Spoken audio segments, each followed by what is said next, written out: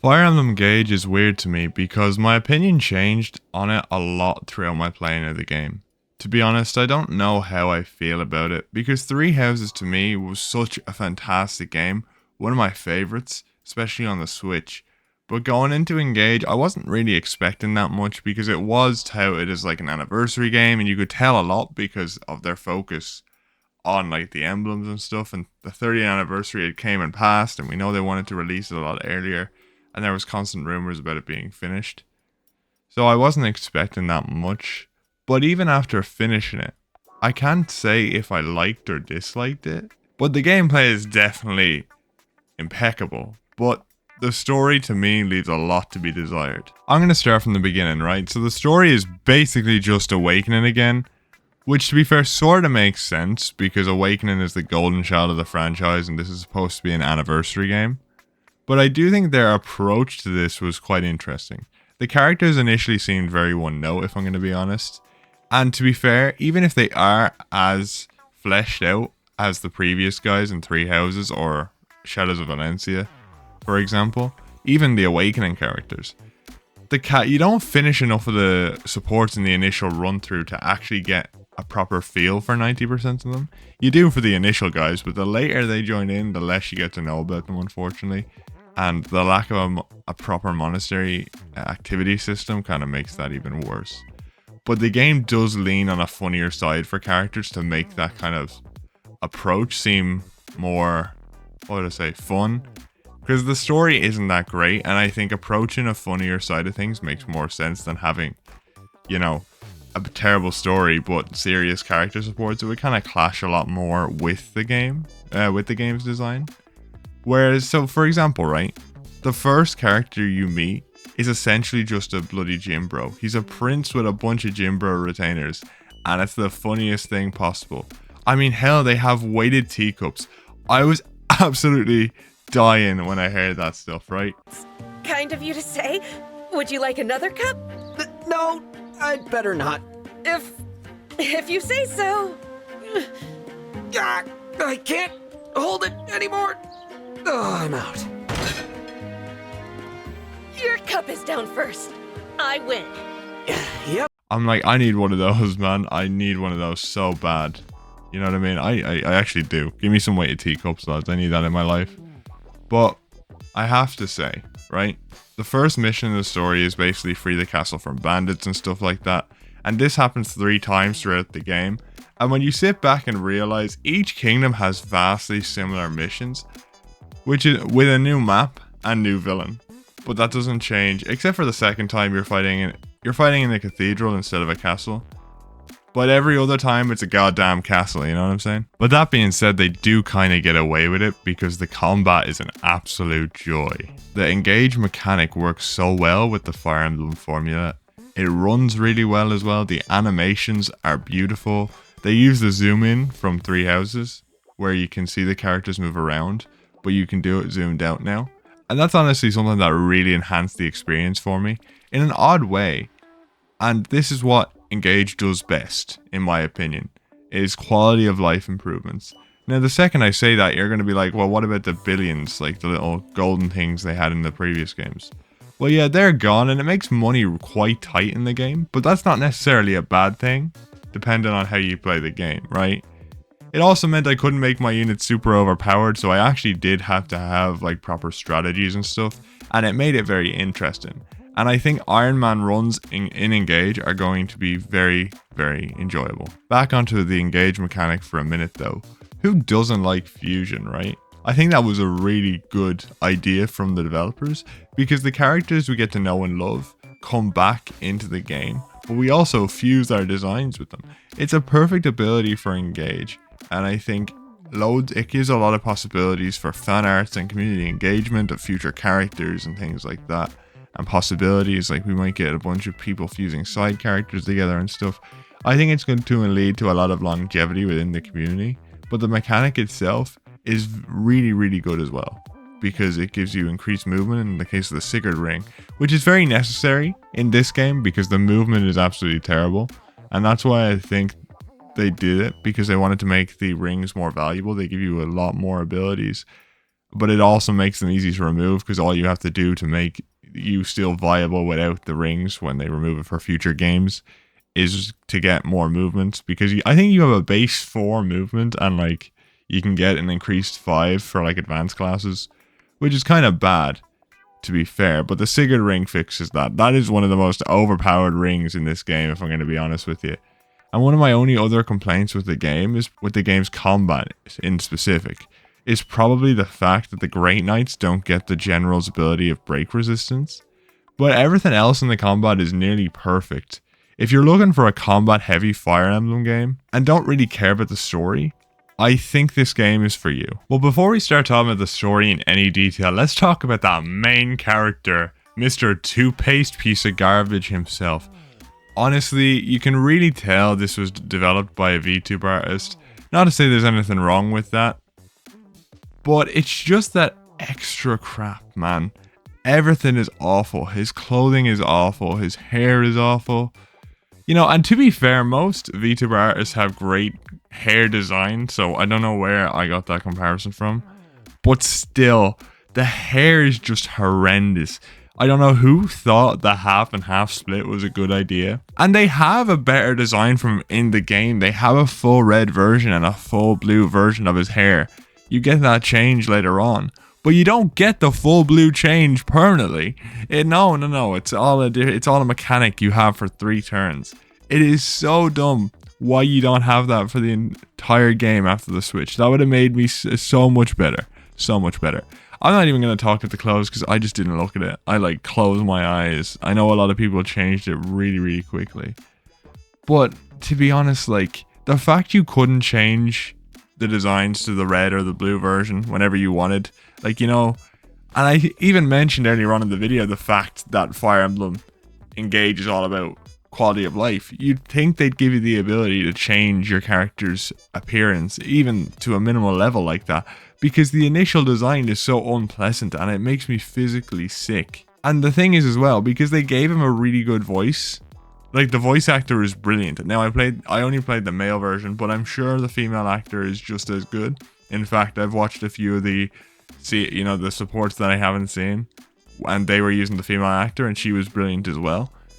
And it's such a shame that we get a spoken character back again in the main series, because I know Shez was also a spoken character, but he was, he was in a side game. He was brilliant, to be fair, like he was very good.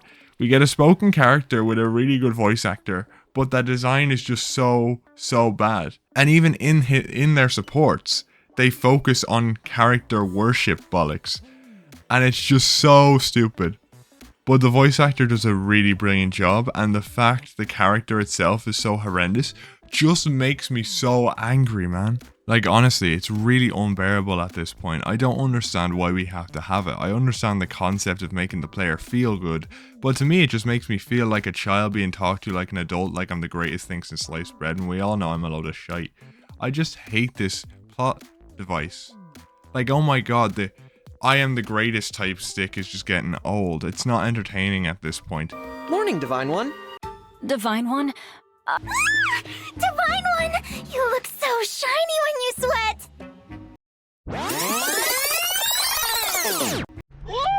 Divine One, you look so shiny when you sweat! If you want to have a main guy who's a godlike deity character, at least have a bit of conflict, right? Because not everyone is going to like you. They did the same thing in Three Houses with the professor being a deity sort of character. And even having them being called professor was a good workaround for allowing you to have your own name, right? That was a good workaround for this stuff. But it's just getting super unbearable when every single one of the support conversations are like, oh, you're the greatest, you're the divine dragon, oh my god. Will you shut up with this POV shite? It's the most disgusting crap. I just hate it. This character alone made me really want to drop the game, and that combined with the terrible story just made me want to rip my eyes out. How about we move on to something more positive now, though? Obviously the main appeal of this game is nostalgia, right? They use that with the engage mechanic. They capitalize on it pretty well. Because at least for me anyway, seeing Celica and Lucina, I was like, that's pretty cool. I felt like I was playing Smash for a bit, and seeing them talk about the events of their games. I will say, specifically with the Celica ring, why didn't they just let you switch to Ulm as well? And I would have liked some, you know, actual interactions with the units, like if Lucina would talk to Marth or something like that. But then again, I know that was in Warriors, the original Warriors and different things like that, and they might not have wanted to reuse that. And again, as I said, they probably want to promote Heroes. That could be a lot to be said about it. But again, it was still pretty cool to have similar abilities and have side quests that progress their characters a wee bit.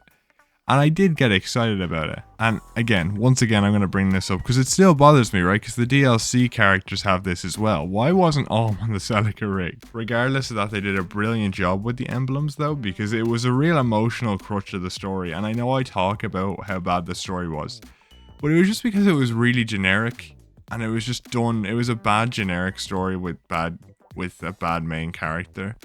But the actual like concept of the story and relying on the emblems for that was still good. Marth as a main emotional crutch for the main character was a good way to approach it, because we could understand why they were supposedly together for 1,000 years in a slumber, so it made sense. They already had that, you know, part of them where they were together already, and then you see later on that they were together 1,000 years beforehand anyway, before he got knocked out or whatever happened to him, right? And it does tie in pretty well for each country. You have a reason to visit. You know, all the rings are somewhat important to each country and they have a reason for being there. And even like for one of the characters, spoiler warning because we haven't got there yet, you kill one of the kings with the emblem that he was spending his life to protect. And there's dialogue about that, right? Because they have, the emblems are important to these characters. They spent their lives protecting them and protecting their kingdoms with them. So it's very important to them. And I think it ties in very well. And they did a very good job with their nostalgia bait. The execution of the emblems, though, leads pretty well, into my opinion, on a lot of these actual characters. Aside from a few, they were pretty interesting for the most part. I wouldn't say they're up to Three Houses standards, and there is a lot of duds, but they are definitely better than some of the ones from Awakening. Yunaka, for example, or the Makima Stan priest fella, or Mavir, or even the Four Lords. The Four Lords were really interesting this time around, and a few of their retainers were really good as well. But I have to say, I can't talk about all the characters as mentioned before, because the game, the way it's structured, doesn't have any real social aspects. Unless you're trying to get like social up with the main guy, there's not a lot of ways to do it besides like the meal eating and stuff. So you have a very limited amount of options to go with. And as I said, most of his supports are very, very generic. One support though I really like myself is the Alfred supports, because they lean into the fact that he's very naive, and also he was very frail growing up and how his body was weak and how he fought to be where he is today. And the reason I like this a lot is because those are his two big character traits, right? Is the naivety and the idea that he had a weak body and he worked for it. And as someone, as I've said before in many videos, has had lots of surgeries from when he was a young age to get him to where he is today, and having to recover, because the recovery takes a long time and you're just in one room for like months on end, you do become quite naive. You lose out on that time you could have had more experience in the world, so you do become quite naive until you get a better lesson to teach you, alright, you're doing something wrong here, fella. So it's pretty accurate for him as well. And obviously, as I said, they're quite funny with their gym bro antics with his retainers. And I didn't expect that to be so funny, to be honest with you. They're just gas. Like, him and his retainers have great dialogue with each other, way better than him with the Divine Dragon, of course. Although it is funny. He has one of the funny Divine Dragon supports, because he's just trying to be a good dude, and he's like playing violin and doing some stuff before he goes to sleep, and it's like really annoying the guy, and he just keeps doing it, and it's quite funny. And even Yunaka, who was an assassin from a young age, and I know that's pretty generic in itself, but it is executed pretty well. But I think aside from Alfred, one of my favorite characters in this game is probably the Makima Stan fella, who, yes, I didn't remember his name and I wasn't bothered putting up the game to check, but hey, he barks a lot. That's why he's got that name, okay? But he's actually a really good character.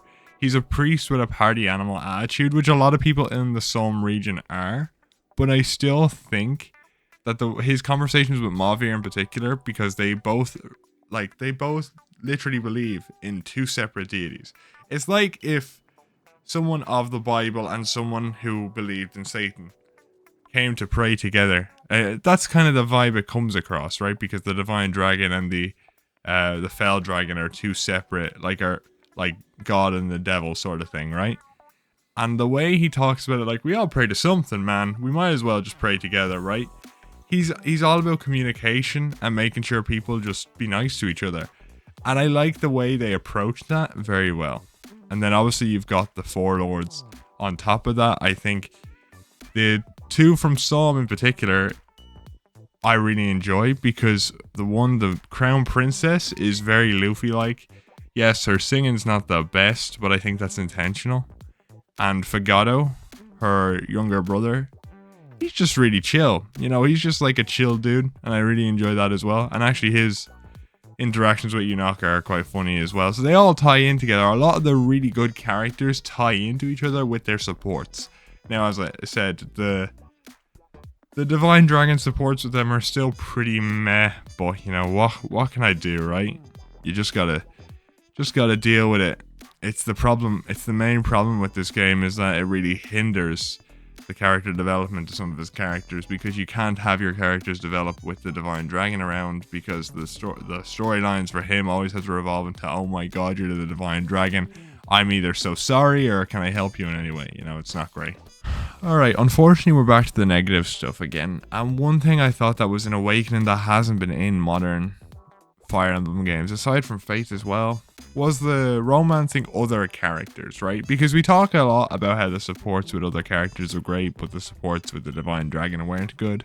And that would have been probably put on another level if we had child units as well, because you could play Cupid with a few characters, and then you could have them have children. And it'd be funny to see how they'd mature and what would change about their characters and those supports, right? We saw that in Awakening. Yes, it was a lot of corny stuff like, oh, I bought this dress, I have bad dress sense, all that sort of stuff. But it's still, I think it is worth having. And I think it's more interesting than just having them end on an A support. So at least then you're more invested in the relationships of certain characters with each other. I don't know. I liked it from the original Awakening game.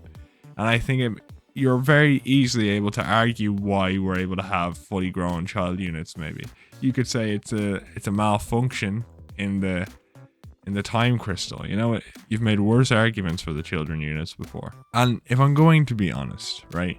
If we're going to be straight up honest, I just want to see grown men scream about their min-max children not being the same. Okay? That's the best part about watching YouTube in Fire Emblem, alright? When grown men start screaming, why are the stats so bad? And to be fair, I do seem to be comparing this game to Three Houses quite a lot. But you gotta understand that every single character in Three Houses had more depth put into their shoe size than this game has in its entire cast. Yes, there is a lot of Persona-like elements that people might not like, which, in my personal opinion, led to a better experience. Because you were doing more with the characters, and it built upon the world and the characters more. And the different routes allowed you to approach that in different ways. Whereas I think Engage missed a great opportunity, because they could have made the ultimate starter Fire Emblem game. With all the tropes of a Fire Emblem game, you know, basically Awakening turned up to 11, you know, full voice acting with the tropes executed well, and that's the key difference here, right? And also the visual improvements of Engage, along with how smooth it ran. Because at this point, right, I'd probably end up recommending Echoes, as I think that's a brilliant start for people. It's a great story with great gameplay, and it's short enough as well. It's not too long, and it's one run. Now, obviously, Three Houses is great. I love Three Houses, as you can tell, but it's 3 to 4 runs, right? I mean, you could just play Blue Lions and get people to, if they like it, to dig in more to the other routes, and you'd still get a decent experience. But I think Echoes is the way to go. Engage could have been a far better experience and been that ultimate starter game for the franchise, but it just missed out. While I'm nitpicking about this game though, can we talk about the fact that they cut back on the voice acting? So, to tell you, every single line in Echoes and Three Houses was voiced, right?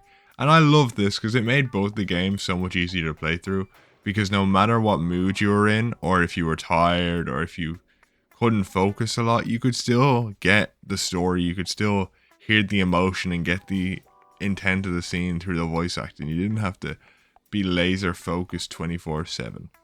And I think that's something that just made it so engrossing for me, and helped me get engrossed in the world and enveloped in its culture and history. And it's something that I just didn't get with Engage, because even the small character building lines in the Somniel weren't voiced. And I feel like the game misses the point when they take that character out of it. Obviously, I'm thankful all the supports in the main cutscenes were voiced, but all the little things weren't, and I feel like that's gonna hurt it overall, in my opinion, compared to the other two games, which I really love. And I get the idea of it, okay? It's probably so they can have those sort of little moments in Heroes, right? So they cut that out of the actual game, so that you might have to read it, but you can get those little moments voice acted in Heroes. That's potentially why. But I still find that very disappointing, as it's wasting some brilliant voice talent with the smaller, less important scenes. Like, I loved running around the monastery in Three Houses to see what everyone had to say about events that were currently happening in the story. And the fact I just wasn't arsed in this game, because I didn't actually get to hear it. I had to read it and keep focused, and I couldn't just hear the actual opinions of the characters in the voices that I've heard them in before. And it's the same problem as Pokemon, but I won't get into that now. Pokemon is way worse. I'm not gonna even criticize Engage to that level, because at least it voiced the important scenes. Pokemon's an absolute tragedy. We'll get into that one day. I've talked about how much I dislike the main character a lot in this video, but I do want to talk about the main villain, or just the villains in general, right? Because obviously, as many of you who have played the game probably know, we did fight the 4 hounds, which were the henchmen and the main villain, for quite a while. And they weren't bad, especially the last 2 near the end. They gave them a lot of character. Now, it was a bit late, and Mauvir does the whole switcheroo and different things like that. And although it was quite later on in the game, we did get decent character development for them, and that's what I do appreciate. But I have to say, the main villain was just as terrible a design as the main guy, right? He looks like an alien with LED lights attached to his back, with the purple setting all the way up to 11. It's just terrible. And then you hear his backstory, and you don't even get a visualization for it. You just he just spouts it off, and you hear about the Emblem of Foundations, I think. I can't even remember exactly. And we're never told who it is or what it is. And I don't know if they'll ever go back to it ever. But it kind of seems a bit, generic, maybe. But I did like that they tried to give him a bit of a backstory, but maybe I was just really angry at the final scene entirely. And the villain just, he looks horrendous. And I'm gonna be honest, it's just terrible. But I will say, his dragon form was really cool. And in the cutscenes, the way they had him act and the way they had him move, it was like you could feel the terror this guy invoked. It was very good. The way his dragon form moved was very, very good. I really enjoyed it. I enjoyed the cinematic feel to it, the gravitas. It was really, really cool. But it's unfortunate that his actual design you fight against, it's just not good. It really isn't. And I think that runs on as well to his daughter character, or your sister apparently, right? And the whole dynamic of her switching personalities was really cool. I liked her evil personality. I kind of wanted her to be the main villain, to be honest. I would have preferred if they had her overpower her normal self. I'd actually like her to betray her father and become the final villain herself. I would have preferred that a lot. And do what her father was unable to do. Because let's say she found out about the whole emblem thing, and we all know her father's big thing was about, power and stuff and being able to do things yourself. And she might have been disgusted, right? She might have wanted her father out of there. She was sick of him, so she got rid of him, right? And then she became the main villain and completely overpowered her original personality. And you had to fight with the guilt of having to technically kill your own sister. It would be a very interesting dilemma, and I think it would make for a very interesting villain, like a broken villain in a sense. But we didn't get that. We got a character who looks like they're a 90-year-old pope in a ragged outfit. It wasn't that great, to be honest with you. And she joins the party so late that you don't even get to finish out most of her supports. It's very disappointing in my opinion. It's a lot of lost potential. I have been extremely negative throughout this video. But again, there was a lot to be said that I liked about this game. For one, the combat was phenomenal. The cathedral segment of the game, in fact the entire Brodia segment of the game, was probably one of my favourites. The characters introduced in Psalm ended up being some of my favourite characters. From the Luffy-like princess to the funny Fagotto to the actual deep little ginger priest fella. I'm surprised how deep his conversations were, especially with Mavir and different characters like that. I was not expecting that from him, to be honest, and I really enjoyed that. But any opinion I may have had on this game being a solid anniversary game with a few problems with the main story completely vanished when that final part of the story began. A 20-minute friendship speech, and it was the worst thing I've ever heard in my life. I nearly stopped playing. It was so awful. The worst. And to be honest, at that point, I was just like, you can't even compare this game to Three Houses. The gap in quality is unbelievable. Three Houses is so much better in every capacity. Even Crimson Flower was better than this shite. Oh my god, I just hated it. And it soured my entire opinion on the game. And even like, okay, Awakening, it's essentially Awakening again. I've said that a lot throughout this video. But even Awakening wasn't that bad. And at this point I was like, I would rather just have an Awakening remake for the anniversary than this stuff. I hated it so much. Despised every little bit of it. That bloody speech. It went on for like 20 minutes. It was the worst part of this game and completely soured my opinion on it. It was just the worst sort of power of friendship crap I have seen in years, man. There was no going back. I didn't like this game. And after that point, I was like, nah, there's nothing I can do. And I feel so disappointed because Three Houses is in my top 4 Switch games of all time. And that final mission, it was the nail in the coffin for me. And I'm probably never gonna like engage to nearly that degree, even though the gameplay is so good. That final mission made me wanna just, I can't even describe how angry that final mission made me. Alright, thank you for watching everyone. That has been my full opinion on Fire Emblem Engage. I will probably never talk about this game again, unless the DLC does something phenomenal and I want to talk about it. I probably won't, to be honest with you. I will someday talk about Three Houses though, when I feel like I've grown as a content creator enough to cover that game in proper detail. I will definitely do it, because I love that game so much. That game, I've put like 270 hours into it, and I feel like I want to give it the justice it deserves, and you can probably tell how much I love that game through my comparisons to it and Engage.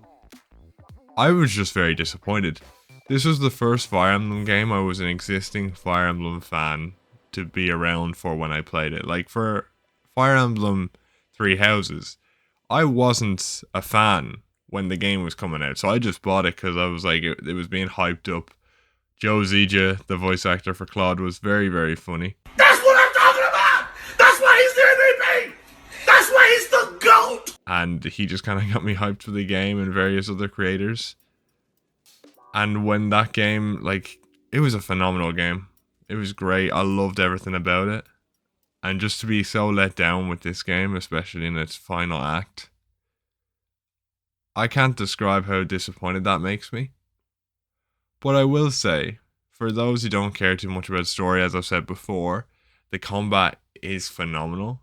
And you can tell they put a lot of effort into that. So if that's what you're looking for, it's the perfect Fire Emblem game for you. But I'm going to leave it in the dust for myself personally. And with that being said, I'll see you all next time. Goodbye.